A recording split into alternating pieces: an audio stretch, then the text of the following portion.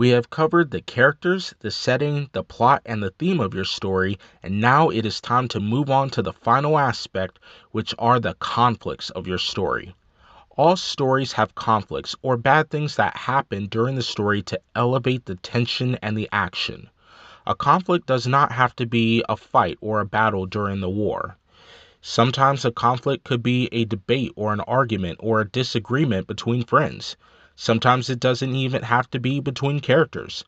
Something about the setting could cause a conflict, like someone stepping on the nail in the floor and the person trying to pull that nail out of their foot and stop the bleeding.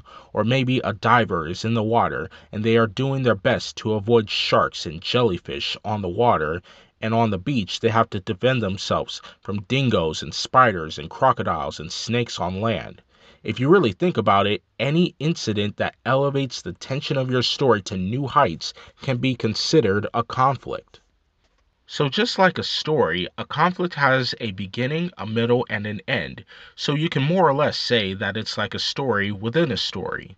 So with that said, what we are going to do is start at the beginning by breaking down what leads to a conflict.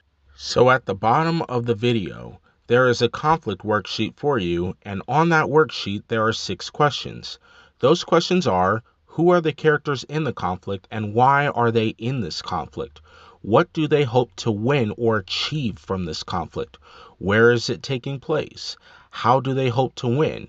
And over and above all, how is this conflict relevant to this story? We want to fully understand what is going on and how it is happening before we begin labeling what takes place. So, for example, who are the characters in this conflict and why are they in this conflict? So let's say that one of the characters is a gangster and the other one is a father walking with his 2 young kids. What could happen is that the father accidentally steps on the gangster's shoes. The gangster doesn't appreciate that and starts yelling obscenities at the father for not being attentive. The father takes exception to this as he's with his kids and doesn't want to appear weak in front of them, so he begins to yell back. The next question is, what do they hope to win or achieve? So let's say the gangster hopes to win an apology for his shoes. He doesn't know how to go about the situation peacefully because yelling and fighting is all he knows, but he wants either an apology or retribution for this transgression. The father, due to being yelled at in front of his kids, also wants an apology, but he knows that may not happen because he knows he was in the wrong, but he can't back down now. So where is this conflict taking place? Let's say a parking lot.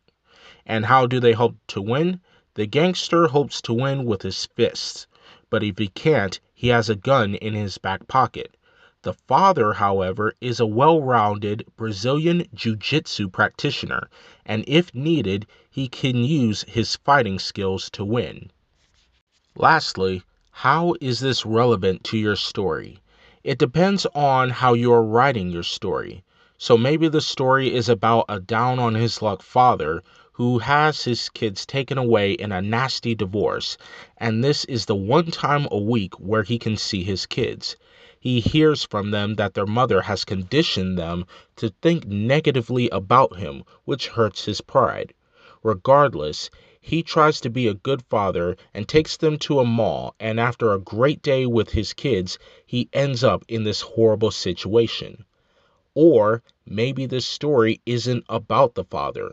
Maybe it is the beginning of a story about one of the kids, and maybe this is one of the most crucial early moments in their lives as they are remembering their father trying to be a man, and what happens next ends up being a turning point in their lives.